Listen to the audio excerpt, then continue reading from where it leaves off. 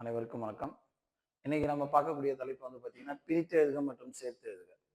இப்ப நம்முடைய புதிய சிலபஸ்ல வந்து பார்த்தீங்கன்னா, அலகு 1 எழுத்து என்ற அந்த ஒரு தலைப்புல வந்து இந்த பிரித்து எழுதுக, சேர்த்து எழுதுக இருக்கு. இதுக்கு வந்து பார்த்தீங்கன்னா, குறைஞ்சபட்சம் 5 மதிப்பெண்களாவது நிச்சயமாக இடம்பெறக்கூடிய வாய்ப்பு இருக்கு இதுக்கு. 5 மதிப்பெண்கள். பிரித்து எழுதுக, சேர்த்து எழுதுக 2த்துக்குமே. ஓகேங்களா? இன்னைக்கு இப்ப நம்ம அதுதான் பார்க்க போறோம். இப்ப ஃபர்ஸ்ட் இதுல ஒரு எக்ஸாம்பிள் ஒரு 10, 11 எழுதி வச்சிருக்கேன். இப்ப சும்மா எப்படி எக்ஸாம்ல கேட்கறாங்க அப்படின்ற மாடல்ல நம்ம பார்க்க போறோம். ஃபர்ஸ்ட் செந்நீர்ன்னு இருக்கு. செந்நீர். இதை பிரித்து எழுதுக அப்படின்னா செந்நீர்னோடனே உங்க மைண்ட்ல ஃபர்ஸ்ட் செம்மை பிளஸ் நீர்னு வரும். ஓகேங்களா? ஆனா ஏன்னா நம்ம அன்றாடம் நம்ம எது நம்ம கண்ணில் பட்டிருக்கோ அதுதான் நம்ம எக்ஸாம்ல உடனே ஞாபகம் வரும். ஆனா இந்த செந்நீருக்கு தான் வந்து செம்மை கூட்டல் நீர். அப்ப இந்த செந்நீருக்கு என்ன வரும் அப்படின்னீங்கன்னா ஏற்கனவே நான் சொல்லியிருக்கேன் இல்லைங்களா, அதேதான் த ந ல ல ர ந. இது வந்து பாத்தீங்கன்னா பிரித்து எழுதுக சேர்த்து எழுதுறதுக்கு இது ரொம்ப ரொம்ப இம்பார்ட்டன்ட். இது ரொம்ப ரொம்ப முக்கியமான ஒண்ணு. புரியுதுங்களா? இப்ப பாருங்க செந்நீர்ன்னு இருக்கு. செந்நீருக்கு என்ன வரும்னா செல் கூட்டல் நீர். இதுதான் ஆன்சர். செல் கூட்டல் நீர். இப்ப நம்ம அப்புறமா அடுத்த வகுப்பு இந்த வகுப்புல நம்ம லாஸ்ட்ல பார்ப்போம். செல் கூட்டல் நீர். இது வந்து பாத்தீங்கன்னா நகரம் வந்து நகரமா மாறுது. அப்புறம் இந்த நகரமும் வந்து நகரமா மாறும். புரியுதுங்களா? செல் கூட்டல் நீர், செந்நீர். அதான் அது பார்த்தோம். அடுத்தது கோ கூட்டல் இல். கோயிலா கோவிலா? கோயில் கோவில் ரெண்டுமே நம்ம பயன்படுத்துறோம். ஆனா எது சரின்னு பாத்தீங்கன்னா கோவில் தான் சரியான தமிழ் சொல். கோயில்ன்றது தப்பு. புரியுதுங்களா? அது உடம்படு மெய் புணர்ச்சி. அந்த விதி தெரிஞ்சாதான் நம்ம இது பண்ண முடியும். பொதுவாகவே வந்து பாத்தீங்கன்னா பிரித்து எழுதுக சேர்த்து எழுதுவதற்கு நம்ம முதல்ல தெரிஞ்சுக்க வேண்டியது புணர்ச்சி விதி. புணர்ச்சி விதி தெரியாம இது உள்ளார நம்ம போகவே முடியாது. இன்னொரு விஷயம், நிறைய பேர் என்ன நினைக்கிறோம், 6th இருந்து 12th வரைக்கும் சார் புது புக்ல பார்த்துட்டேன் சார், பழைய புக்ல படிச்சுட்டேன் சார், எல்லா பிரித்து எழுதுக்கும் தெரியும் அப்படின்னீங்கன்னா அது கண்டிப்பா எக்ஸாம்ல வரவே வராது. புரியுதுங்களா? உங்களுக்கு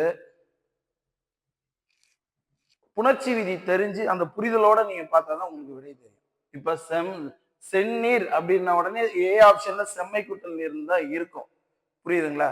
அப்ப நம்ம எது தப்பு பண்ணுவோமோ அதுதான் வந்து பாத்தீங்கன்னா நம்மளுக்கு ஏ ஆப்ஷன், பி அப்படி முன்னாடியே வச்சிருவாங்க. இப்ப இந்த வகுப்பு பார்க்கக்கூடிய அனைவருமே என்னுடைய மாணவர்கள் தான் இல்லையா? இதுல நீங்க முக்கியமா உங்க மனதில் நிறுத்தி வைக்க வேண்டியது என்னன்னு பாத்தீங்கன்னா, ஒவ்வொரு கேள்வியும் இந்த முறை தமிழ் எழுதக்கூடிய ஒவ்வொரு கேள்வியும் கொஸ்டின், அதாவது கொஸ்டினை கடைசி வரைக்கும் படிக்கணும். ஆப்ஷன் டி வரைக்கும் கொண்டு வரணும். ஏன் பாத்தீங்கன்னா மிக மிக சரியான விடையை நம்ம தேடணும். ஏல சரியான விடை இருக்கலாம், ஆனா டில தான் மிக சரியான விடைன்னு ஒண்ணு இருக்கும். ஸோ ஆப்ஷன் ஒன்னுத்தையும் நீங்க ஏபிசிடி கடைசி வரைக்கும் நீங்க வரணும். ஏவிலே ஆன்சர் கரெக்டா இருக்குன்னு யூகிக்கவே கூடாது. இதை வந்து பாத்தீங்கன்னா மனதில் முதல்ல வைக்க வேண்டியது இதுதான். இந்த குரூப் 4 தேர்வுக்கு நம்ம முதல்ல செய்ய வேண்டியது இது. எப்பயுமே தாரக மந்திரம் மாதிரி கொஸ்டினை முழுமையா படிக்கணும், ஆப்ஷன் டி வரைக்கும் போகணும். இப்ப நான் இவ்வளவு சொல்றேன், ஆனா நானே எக்ஸாம் போனேன்னு பாத்தீங்கன்னா அந்த ஒரு ஸ்பீடு ரொம்ப சீக்கிரமா முடிக்கணுன்ற எண்ணத்துல சில கேள்விகள் வந்து நான் தவறு, தெரிஞ்ச கேள்வி நம்ம தப்பு பண்றதுக்கு மெயின் காரணம் என்னன்னா ஆப்ஷன் டி வரைக்கும் வர்றது இல்லை, கொஸ்டினை முழுமையா படிக்கிறது இல்லை. இந்த விஷயத்த வந்து நம்ம மாத்தணும். புரியுதுங்களா? அப்ப புணர்ச்சி விதி முழுதும் தெரிஞ்சாதான் பிரித்து எழுதுக சேர்த்து எழுதுக நம்மளால பண்ண முடியும். வெறும் மனப்பாடம் பண்றது, புக்கில் இருந்து எல்லா இதுவும் எனக்கு தெரியும் சார் அப்படின்னா அது இதுக்கு பயன்படாது. ஒன்னொன்னுத்துக்கும் பாருங்களேன் ஒரு ஒரு விதி இருக்கு. இது வந்து லகரம் நகரமாகும் விதி. இது அடுத்தது நம்ம பார்ப்போம். இது வந்து பாருங்க உடம்படும் மெய் விதி. இப்ப அடுத்தது பாருங்க கிழங்கை அகழ்ந்தெடுக்கும். இதுவும் உடம்படும் மெய் தான். கிழங்கை அகழ்ந்தெடுக்கும் டிஎன்பிசி கொஸ்டின் எடுத்த உடனே ஆப்ஷன் எப்படி இருக்கும்னா கிழங்கு கூட்டல் அகழ்ந்தெடுக்கும்னு இருக்கும். ஓகேங்களா? ஆனா கிழங்கு கூட்டல் அகழ்ந்தெடுக்கும் அப்படின்றது கிடையாது. கிழங்கை இங்க வரணும், கிழங்கைன்னு. அப்படி வந்தாதான் ஈ தோன்றும். கிழங்கை அகழ்ந்தெடுக்கும். அப்ப கிழங்கை கூட்டல் அகழ்ந்தெடுக்கும்னா தான் ஐ உடம்படுமை ஐ வர்றதுனால ஈ தோன்றும். இப்ப உடம்படுமை பாக்குறப்ப உங்களுக்கு அது புரியும் தெளிவா. புரியுதுங்களா? அடுத்தது இருப்பு பாதை, இருப்பு கூட்டல் பாதைன்னு இருக்கும். ஆனா இரும்பு கூட்டல் பாதை அதுதான் விடை. இரும்பு கூட்டல் பாதை. அடுத்தது பாருங்க, வன்கீரை. பிரித்த இதுகளை வந்து இன்னொரு முக்கியமான விஷயம் என்னன்னு பாத்தீங்கன்னா, நம்ம பிரிக்கக்கூடிய ஒன்னொன்னு பொருள் தரணும். அதுக்கேற்ற பொருளை அது கொடுக்கணும். இப்ப வன்கீரைன்னு இருக்கு, இதை பிரிச்சா ஏன் சார் வன்மை கூட்டல் கீரைன்னு பிரியாதானா? பிரியாது. ஏன்னா வளம் கூட்டல் கீரைன்னு தான் பிரியும். ஏன் சார் அப்படின்னா, வளம்னா தான் அர்த்தம் இருக்கு, வன்மைனா கொடைன்னு அர்த்தம். கொடை கீரைனா ஏதாவது அர்த்தம் வருதா? வன்மைனா கொடை. இல்ல ரெண்டு சுழியின் போடணும்னா போடக்கூடாது. இங்க இருக்கு பாருங்க, இன் இல் இதுக்குள்ளதான் தொடர்புடையது. ஒருவேளை ரெண்டு சுழியின் போட்டோம்னா வன்மைனா வலிமைன்னு அர்த்தம், அதுக்கும் அந்த அர்த்தம் பொருந்தாது, வலிமைனும் வராது. அப்ப இந்த வன்கீரைக்கு வளம் கூட்டல் கீரை தான் சரியான விடை. இதுல வந்து மாற்று கருத்து எதுவுமே இல்லை. ஏன்னா பொருள் வந்து இதுதான் குறிக்குது.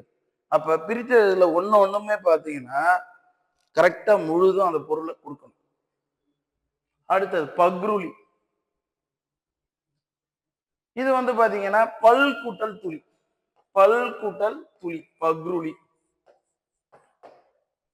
இது வந்து பாத்தீங்கன்னா ஆயுதம், ஆயுத குறுக்கத்துக்கு வரும். தனிக்குறியில் எடுத்து வரக்கூடிய நகர நகரம் தகரத்தோடு சேரும்போது ஆயுதமா தெரியுது. அடுத்தது நம்ம பார்க்க போறோம். அப்ப ஒரு ஆயுத எழுத்து ஒண்ணுத்துல இருந்துச்சுன்னா அங்க லகரம் தகரம் வரும். அதை நம்ம பார்க்க போறோம் அடுத்தது. இப்ப குரூப் 2ல கேட்டாங்க இல்லையா, நிலமடந்தை கீழொழுகும். எல்லாமே பாத்தீங்கன்னா மேக்சிமம் அதிகமா பண்ணது நிலம் கூட்டல் மடந்தை கூட்டல் எழில் ஒழுகும்னு போட்டீங்க இல்லையா. இந்த இடத்துல எல்லாருமே எழில் ஒழுகும், பாதி பேருக்கு மேல அதுதான். ஏன்னா சார் பொருள் வரணும் நீங்களே அப்படின்னு.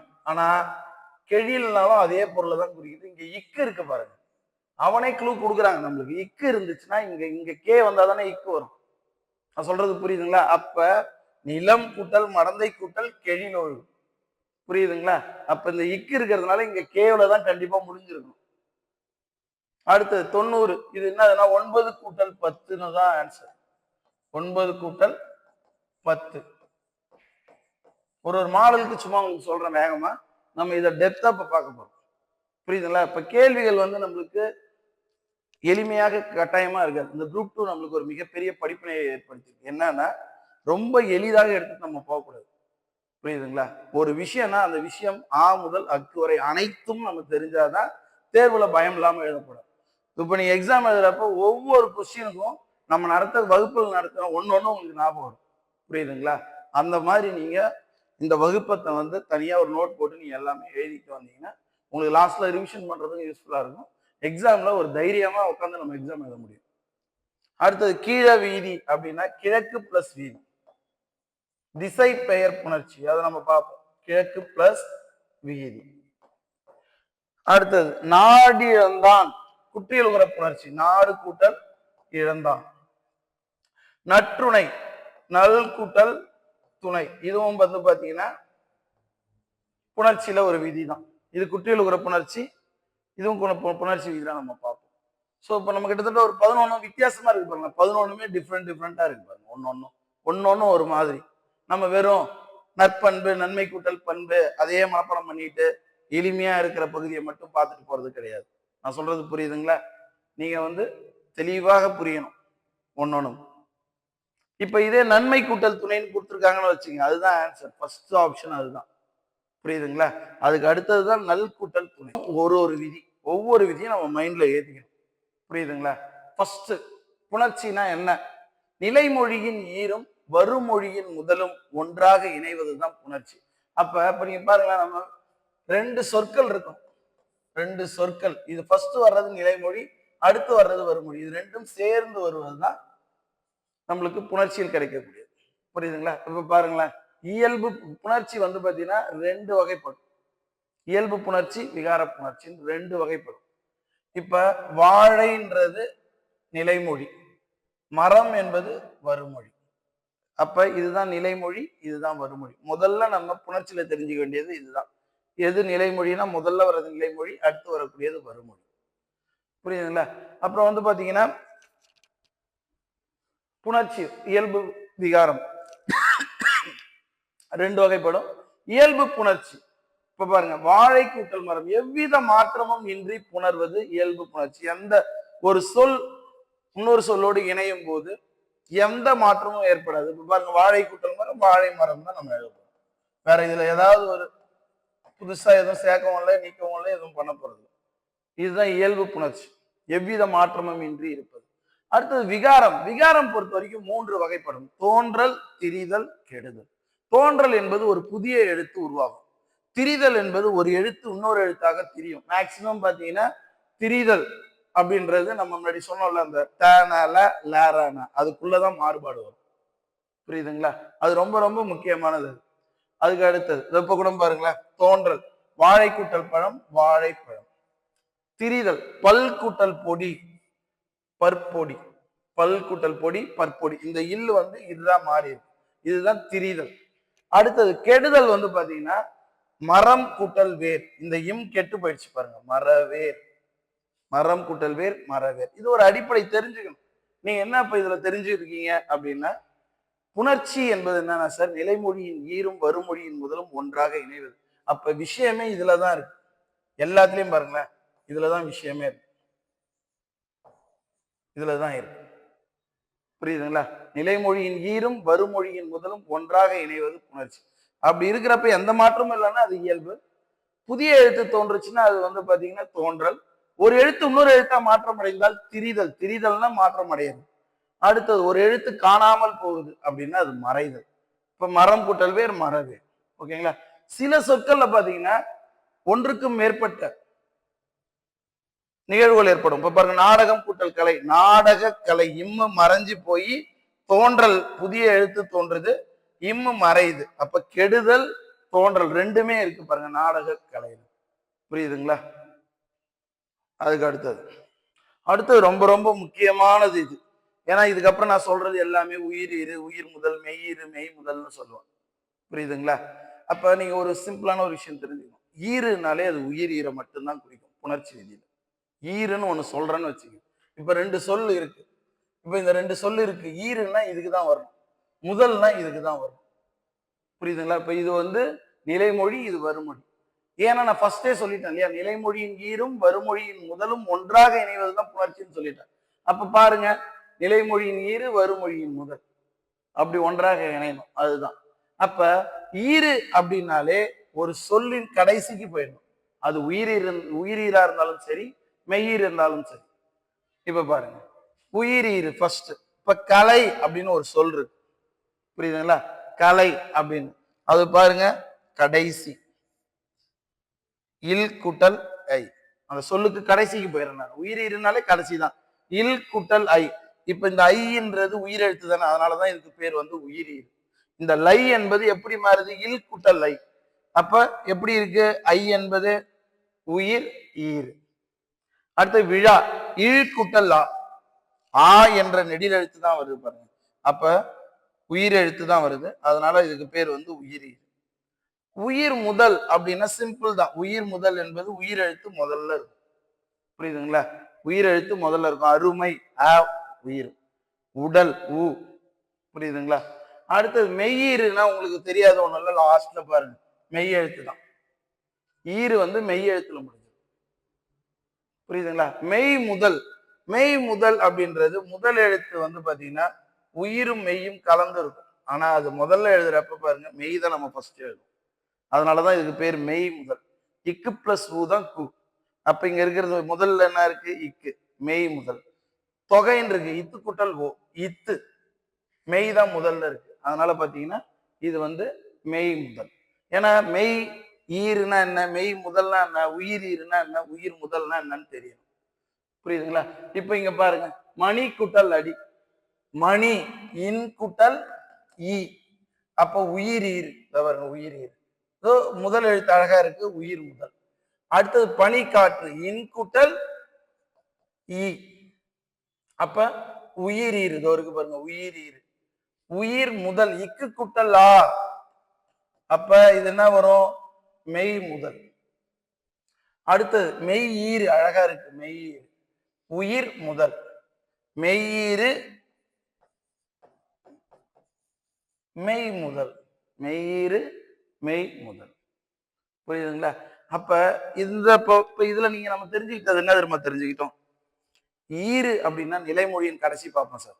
முதல்னா வருமொழியின் முதல்ல பார்ப்போம் சார். இதுதான் முதல்ல நீங்க தெரிஞ்சுட்டது.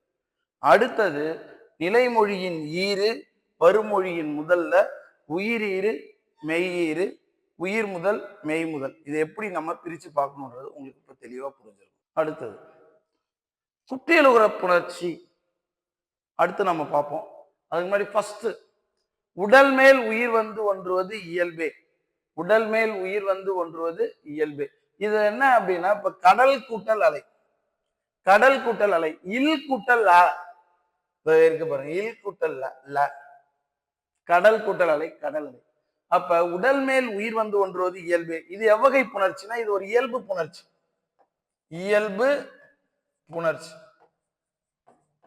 ஏன் சார் அப்படின்னா அதுலயே வந்துச்சு பாருங்களேன், உடல் மேல் உயிர் வந்து ஒன்றது இயல்பு. இது ஒன்றும் பெரிய தோன்றலோ திரிதலோ கெடுதலோ ஒரு விகாரம். விகாரம்னா என்ன? மாற்றம் அடைவது.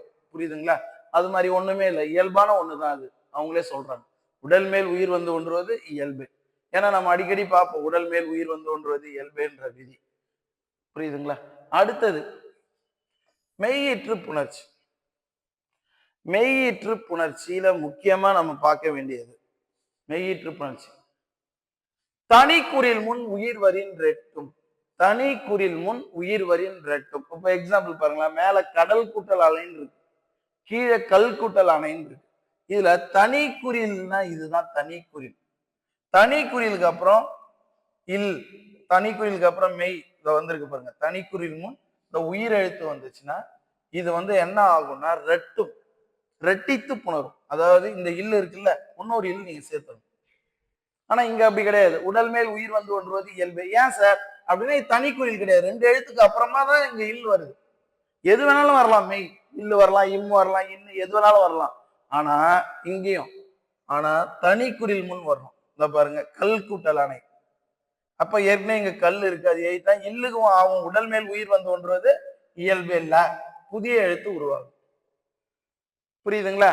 அடுத்தது மண் கூட்டல் உலகம். ஏற்கனவே இங்க இன்னும் இருக்கு, மண் வந்துருச்சு, இன்னொரு இன் நான் சேர்க்கணும். இன்னும் சேர்ந்தா நூ, மண் உலகம், மண் உலகம். அப்ப தனி குறில் முன் உயிர் வரின் ரட்டும். இது மறக்கவே கூடாது, இது ஒரு முக்கியமான ஒரு விதி. புரியுதுங்களா? அடுத்தது உயிரீற்று புணர்ச்சி. உயிரீற்று புணர்ச்சியில ஃபர்ஸ்ட் இப்ப நம்ம பார்க்க போறது என்னன்னா, நிலைமொழியின் உயிரீறு, அதாவது நிலைமொழியில் உயிரீறு வந்தால் கசதப வல்லினம் மிகும். அதாவது இங்க ஒரு நிலைமொழியின் உயிரீறு, இப்ப இது உயிரீறு. உயிரீறுனாலே என்ன பண்ணுவோம்? நிலைமொழிக்கு தான் போயிடுவோம். ஈறுனாலே இங்க தானே வருவோம். அப்ப இல் குட்டல் ஆ, இல் குட்டல் ஆ, இல் குட்டல் ஆ அப்படின்னு இருக்கு இல்லையா? அப்ப இது உயிரீறு. அப்படி வந்துச்சுன்னா இந்த இடத்துல வல்லினம் மிகும். பலா பழம், பலா பழம். பனி கூட்டல் காற்று, இன் குட்டல் ஈ இருக்கு இல்லையா? அப்ப இது என்னது? உயிரீர். உயிரீர் வந்துச்சுன்னா இங்க வல்லினம் மிகும். வாழை கூட்டல் குலை, இங்க ஈழ் கூட்டல் ஐ, உயிர் ஈறு. உயிரீரு, உயிரீரு, உயிரீரு, எல்லாமே உயிர் எழுத்து. அப்ப இந்த இடத்துல வந்து வல்லினம் மிகும். இது வந்து நீங்க முக்கியமா தெரிஞ்சுக்க வேண்டியது. புரியுதுங்களா? ஏன்னா நம்மளுக்கு வந்து வல்லினம் மிகும் மிக இடத்துல இந்த விதியை நான் ஞாபகப்படுத்துவேன். அப்ப நீங்க ஒரு ஞாபகம் வச்சுக்கணும். அதே போல இதுல இன்னொன்னு நீங்க முக்கியமா தெரிஞ்சுக்க வேண்டியது, மலை, இலை போன்ற சொற்களின் பின் வல்லினம் மிகாது. இப்ப மலை பெரிது அப்படின்னு இருக்குன்னு வச்சுங்க, மலை பெரிதுன்னு தான் வரணும். இது ரெண்டு மட்டும் விதிவிலக்கு, மலை இலை என்ற சொற்கள் மட்டும். ஏன்னா நீங்க சொல்லலாம், சார் மலைன்னா என்ன சார்? இல் கூட்டல் ஐ தானே சார், அப்ப வல்லினம் மிகும், மலை பெரிதுன்னு இப்பதானே சார் வரணும்னு. இந்த ரெண்டு மட்டும் மறக்காதீங்க, அடிக்கடி கேட்கறதும் கூட. இந்த மலை இலை மட்டும் விதிவிலக்கு. இது உடம்படுமை. உடம்படுமை அப்படின்னா என்ன அப்படின்னா இது ஒரு முக்கியமான விதி. இந்த விதியில தான் நம்மளுக்கு ஒரு கொஸ்டின் கண்டிப்பா எப்பயுமே கேட்கறது. ஓகேங்களா? இப்ப என்னன்னா, நிலைமொழியின் ஈர் உயிராகும், வருமொழியின் முதலும் உயிராகவும் இருந்தால் ரெண்டும் ஒண்ணு சேராது. எப்பயுமே உங்களுக்கு தெரியும், உயிர் மெய்யும் சேர்ந்தாதான் உயிர் மெய்ன்ற ஒரு எழுத்து தோன்றும் இல்லையா? அப்ப ரெண்டு உயிரும் ஒன்றாக இணையாது. அப்ப இதை உடன்படுத்துவதற்கு ஒரு மெய் எழுத்து தேவைப்படுது. அந்த மெய் தான் வந்து பாத்தீங்கன்னா உடம்படுமை. அந்த மெய் எழுத்து எதுனா ஈ, இந்த ரெண்டு எழுத்து தான் உடம்படு மெய்க்கு பயன்படும். இப்ப பிரித்து எழுதுகிற ஒரு இடத்துல அது இருந்துச்சுன்னா அந்த இடத்துல உடம்படு மெய் பயன்படுத்திருக்காங்கன்னு அர்த்தம். அப்ப அதை நீங்க தனியா பிரிச்சு பார்க்கணும். அப்ப பிரிச்சு பார்க்கறப்ப நிலைமொழியிலையும் உயிர் இருக்கணும், வருமொழியிலையும் உயிர் இருக்கணும். அப்ப அதை வச்சுதான் நம்ம கண்டுபிடிக்கணும். இப்ப பாருங்க, நிலைமொழி உயிரீறு, வருமொழி உயிர் முதல். இதுதான் உடம்படுமை. இதை நான் 3ஆ பிரிச்சிருக்கேன். இப்ப உயிரெழுத்துக்கள் 12 இருக்கு இல்லைங்களா? அது நிலைமொழி ஈறுல எது வந்தா எது ஈ தோன்றும், எது வந்தா ஈவு தோன்றும், இதைதான் நம்ம பார்க்க போறோம். இப்ப ஃபர்ஸ்ட் நிலைமொழியில் ஈறு ஈ ஈ ஐவரின், ஈ ஈ ஐவரின் எவ்வும், அதாவது ஈ என்ற எழுத்து தோன்றும். இப்ப பாருங்க, நிலைமொழி கிளி, கிளின்னு இருக்கு. இது பாருங்க, இல் குட்டல் ஈ. அப்ப ஈ வந்திருக்கு. ஈ வந்தா ஈ தோன்றும். அப்ப ஈயும் ஆவும் சேர்ந்து கிளி அழகு. தீ ஈ வந்திருக்கு. அப்ப ஈ தோன்றும். ஈ தோன்றுனா ஈயும் ஏவும் சேர்ந்தா ஏ, தீ எரிகிறது. பனை கூட்டல் ஓலை, ஈ வரும். ஏன்னா இன் கூட்டல் ஐ. அப்ப இந்த 3ம் பாருங்க, ஈ வர்றதுனால ஈ தோன்றுது. தீ நெடில் எழுத்து ஈ வர்றதுனால ஈ தோன்றுது, ஐ வர்றதுனால ஈ தோன்றுது. அப்ப உயிரீருல ஈ ஈ ஐவரின் எவ்வும், அது மறக்கவே கூடாது. அடுத்தது பாருங்க, ஏனைய உயிர்வரின், ஏனையனா இந்த 3 தவிர மீதி எது வந்தாலும் இவ்வென்ற எழுத்து தோன்றும். புரியுதுங்களா? இப்ப எடுத்துக்காட்டு பாருங்களேன், பல கூட்டல் உயிர். இந்த இடத்துல என்ன இருக்குன்னா இல் கூட்டல் ஆன் இருக்கு. இப்ப ஆ வர்றதுனால இந்த இடத்துல இவ்வு வரும். இவ்வும் ஊவும் சேர்ந்தா ஊ, பல உயிர். அடுத்து இந்த இடத்துல ஆ வருது பாருங்க, இல் கூட்டல் ஆ. அப்ப இங்கேயும் இவ்வு தோன்றும். இவ்வு கூட்டல் ஈ, வி, பாவினம். அடுத்தது பூ கூட்டல் அழகு, பூ ஊ. இப்பு கூட்டல் ஊ. அப்ப ஊன்ற எழுத்து வந்திருக்கிறதுனால இவ்வு தோன்றும். ஏன்னா ஈ ஐ தவிர எது வந்தாலும் இவ்வு தோன்றும் நம்ம பார்க்கிறோம். அப்ப இவ்வு கூட்டல பூ அழகு. புரியுதுங்களா? அப்ப முதல் பகுதி 2 பகுதி. முதல் பகுதியில என்ன பார்த்தோம்னா, நிலைமொழியின் ஈறு ஈ ஈ ஐவரின் எவ்வும் ஈ தோன்றும். அடுத்தது பாருங்க, ஏனைய உயிரெழுத்து எது வந்தாலும் இவ், அதுதான் தோன்றும். புரியுதுங்களா? 3வது ஏ என்ற எழுத்து, எப்பயுமே ஏ என்ற எழுத்து பாத்தீங்கன்னா ஒரு தனித்துவமான எழுத்து. நீங்க வேணாலும் பாருங்க, ஏ என்ற எழுத்து அழுத்தம் கொடுக்க பயன்படும். புரியுதுங்களா? அது முக்கியமான ஒரு எழுத்து. இந்த ஏ இப்ப இது 2மே தோன்றும்ன்றாங்க. ஏ வந்துச்சுன்னா ஈயும் தோன்றும், இவ்வும் தோன்றும். சில சொற்கள்ல ஈ 2மே எது சொன்னாலும் கரெக்டா வரும். இப்ப பாருங்களேன், தே கூட்டல் இலை, தே இலை, தே கூட்டல் இலை, தே இலை. இந்த இடத்துல ஈ என்ற எழுத்து தோன்றியது. புரியுதுங்களா? அடுத்தது தே கூட்டல் ஆரம், இவ்வுன்ற எழுத்து வருது. 2மே தே தான், அதாவது ஏ என்ற இதுலதான் முடிஞ்சிருக்கு. இருந்தாலும் ஒரு இதுல ஈ வருது, ஒரு இடத்துல இவ்வு வருது பாருங்க. தே கூட்டல் ஆரம், தேவாரம். அதே பாருங்க, இவனே அரசன் சொல்றேன். இவனே அரசன்றப்ப இந்த இடத்துல ஈ போட்டா இவனே அரசன் யாவும் வரும். அது இவ்வு போட்டா இவனே வரசன், 2மே கரெக்ட் தான். புரியுதுங்களா? அப்ப ஏ வந்தா ஈயும் தோன்றும், இவ்வும் தோன்றும். சில இதுல பாத்தீங்கன்னா 2மே கூட வரலாம். 2 வந்தாலும் நம்ம ஏற்றுக்கொள்றோம். இவனே அரசன்னாலும் கரெக்டான சொல்லுதான், இவனே வரசன்னாலும் கரெக்டான சொல்லுதான். புரியுதுங்களா? நெக்ஸ்ட் இப்ப முக்கியமா நம்ம வந்திருக்கிறது குற்றியல் உறப்புணர்ச்சி. இப்ப இந்த வகுப்புல பாத்தீங்கன்னா குற்றியல் உறப்புணர்ச்சியோட நம்ம முடிக்கிற மாதிரி இருக்கும். புரியுதுங்களா? குற்றியல் உறப்புணர்ச்சியில என்னென்னலாம் நமக்கு கொஸ்டின் வரும். புரியுதுங்களா? உடம்படு மெயினா என்னன்னு பார்த்தோம். அடுத்து குற்றியல் உறப்புணர்ச்சி. குற்றியல் உறப்புணர்ச்சியில அடிப்படை விதி பாத்தீங்கன்னா, உயிர்வரின் உட்குரல் மெய்விட்டோடும். உயிர்வரின் உட்குரல் மெய்விட்டோடும் அதாவது என்ன அப்படின்னா, ஃபர்ஸ்ட் ஒண்ணு தெரிஞ்சுங்க, குற்றியல் உகரம் 6 வகைப்படும் இல்லையா? எது குற்றியல் உகரம் தெரியும். அப்ப குற்றியல் உகரம் பாத்தீங்கன்னா, நிலைமொழியின் ஈறு குசுடுதுப்புல வரும் இல்லையா? குசுடுதுப்புக்கு முன்னாடி ஈற்ற அயல் எழுத்து தான் தீர்மானிக்குது எவ்வகை குற்றியல் உகரம் என்பதை. ஒண்ணு என்ன குற்றியல் உகரம்ன்றது நீங்க தெரிஞ்சுக்கணும். இப்ப பாருங்க, இக்கு, இச்சு, இட்டு, இத்து, இப்பு, இரு, இதெல்லாம் வந்துச்சுன்னா வன் தொடர் குற்றியல் உகரம். வன் தொடர், அதாவது ஈற்ற அயல் எழுத்து தான் தீர்மானிக்குது குற்றியல் உகரத்தை. இப்ப எக்ஸாம்பிள் பாக்கு, தச்சு, தட்டு, வாக்கு, காப்பு, தூற்று, எதனாலும் சொல்லலாம். வன் தொடர் குற்றியல் உகரம். அடுத்தது ஈ, இரு, இல்லு, இவ்வு, இழு, இல்லு. இது வந்துச்சுன்னா இடைத்தொடர். அதாவது நம்ம என்ன தெரிஞ்சிருக்கோம், குசுறு துபுருன்னு முடியறது குற்றியல், அதாவது குசுறு துபுருன்னு முடியும். அதுக்கு முன்னாடி இந்த எழுத்தெல்லாம் இருந்தாதான் குற்றியல் உரமே. வெறும் குசுறு துபுருல முடிஞ்சா மட்டும் வந்து குற்றியல் உரம் ஆகாது. அப்ப இது பாருங்க, கொய்து, சார்பு, சால்பு, மூழ்கு, தெல்கு. அப்ப இதெல்லாம் வந்தா இடைத்தொடர் குற்றியல் உரம். புரியுதா? இவ வச்சு எந்த குற்றியல் உர எழுத்தும் வராது, உங்களுக்கு தெரியும். அடுத்தது இங்கு, இஞ்சு, இன்னு, இந்து, இம்மு, இன்னு.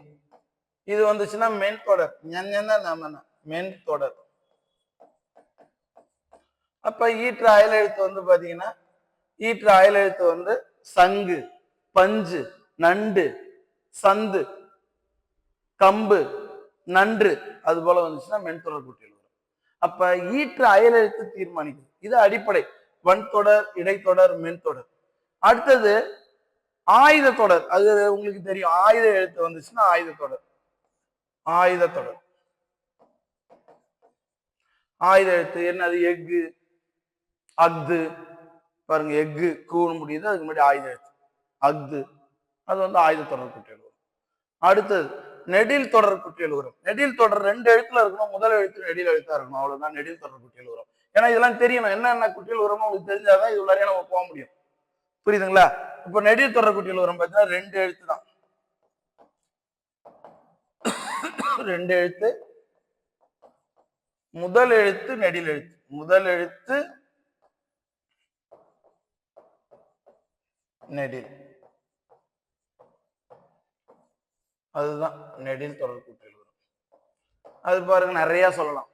காது, காசு, தூது, அது மாதிரி. அப்ப 2 எழுத்துல இருந்தாலே குற்றியல் உரமானா கிடையாது. குசுடுதுபுல முடிஞ்சு 2 எழுத்து இருந்தாலும் முதல் எழுத்து எவ்வாறு இருக்குன்னா நெடில் எழுத்தா இருக்கணும். அதுதான் நெடில் தொடர் குற்றியல் உரம். இப்ப பாருங்க, நீங்க இதுல என்னது, ஈற்று அயல் எழுத்து இக்கி, சீட்டி, திப்பு இருந்தா வன்தொடர். ஈற்று அயல் எழுத்து ஈரில் விழில் இருந்துச்சுன்னா இடைத்தொடர். ஈற்று அயல் எழுத்து இங்கின் இருந்துச்சுன்னா மென்தொடர். ஈற்று அயல் எழுத்து ஆயுத எழுத்து இருந்துச்சுன்னா ஆயுத தொடர் குற்றியல் உரம். ஈற்று அயல் எழுத்து நெடில் எழுத்தாக இருக்கணும், மொத்தமே 2 எழுத்துல இருக்கணும். அப்படி இருந்தா நெடில் தொடர் குற்றியல் உரம். அடுத்தது உயிர் தொடர் குற்றியல் உரம். ஈற்று அயல் எழுத்து உயிர்மெய்யா இருக்கணும். உயிர்மெய். ஈற்று அயல் எழுத்து உயிர்மெய். இப்ப இது ஃபுல்லா நான் சொல்றது எல்லாமே ஈற்று அயல் எழுத்தை பத்தி மட்டும்தான் பேசுறேன். ஏன்னா ஒரு குற்றியல் உரம் வந்து தீர்மானிப்பது இதுதான். புரியுதுங்களா? அப்ப ஈற்று அயல் எழுத்து உயிர்மெய்யா இருந்துச்சுன்னா அது வந்து உயிர் தொடர் குற்றிய லுகரம்.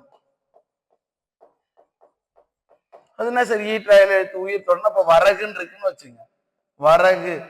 வரகுக்கு முன்னாடி பாருங்க,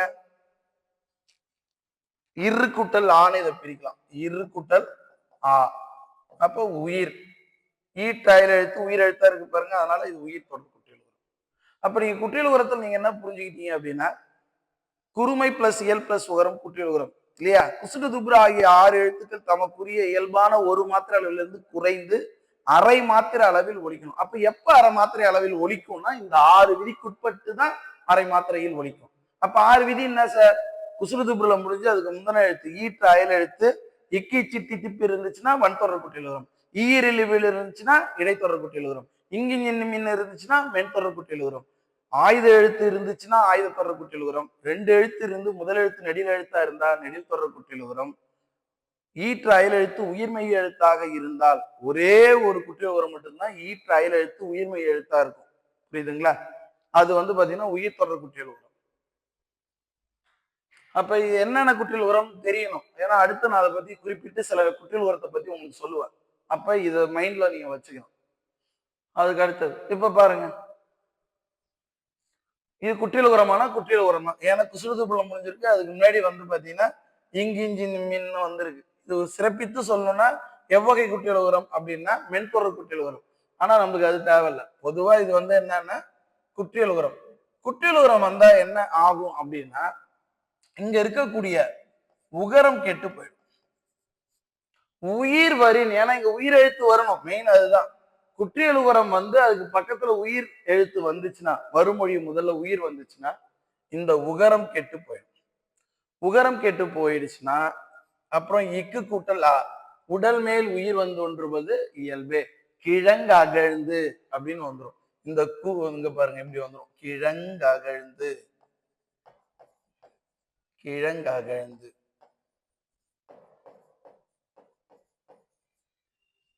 இதுதான் கரெக்டான வார்த்தை, கிழங்ககழ்ந்து இருக்கும் அப்படின்னு. புரியுதுங்களா? ஏன்னா இந்த இக்கு அவன் சேர்ந்து காவாயிடும். ஏற்கனவே இங்க ஒரு கா இருக்கு, கிழங்கு அகழ்ந்து. அடுத்தது மாடு கூட்டல் இல்லை, இட்டு கூட்டல் ஊ. ஊ கெட்டு போச்சுன்னா மாடில்லை. மாசு இச்சு கூட்டல் ஊ. ஊ கெட்டு போயிடுச்சுன்னா இச்சு அவன் சேர்ந்த மாசர. பாட்டு இசைத்து இட்டு கூட்டல் ஊ. ஊ போயிடுச்சுன்னா இட்டு ஈவ இருந்த பாட் இசைத்து.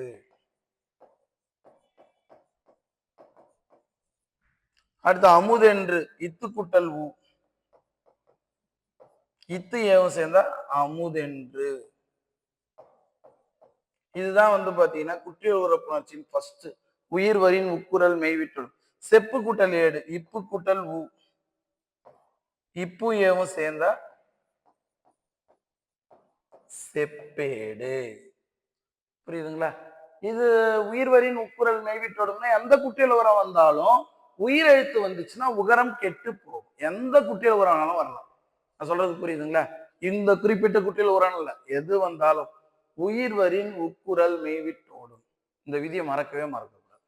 நெக்ஸ்ட், முற்றியல் உரப்புணர்ச்சி. முற்றும் மற்றொரு வழி அப்படின்னு சொல்லுவாங்க. அதாவது குற்றியல் உரத்துல மட்டும்தான் உகரம் கெட்டு போகுமானா போகாது, முற்றியல் உரத்திலையும் உகரம் கெட்டு போகும். இப்ப பாருங்களேன், கதவு கூட்டல் அடைத்தான். குசுடு துபுரு இல்லைன்னா அது முற்றியல் உரம். வேற ஒன்றும் பெரிய வித்தியாசம் இல்லை. குசுடு துபுல வந்தா குற்றியல் உரம், குசுடு துபுரு இல்லாம வந்துச்சுன்னா அது வந்து பாத்தீங்கன்னா முற்றியல் உரம். முற்றியல் உரம் வந்து பாத்தீங்கன்னா இவ்வு கூட்டல் ஊ. இதையும் உகரம் கெட்டு போயிடும் உயிரெழுத்து வந்துச்சுன்னா. அப்ப இவ்வு கூட்டல்ல கதவடைத்தான். அடுத்தது பதிவு கூட்டல் எண்.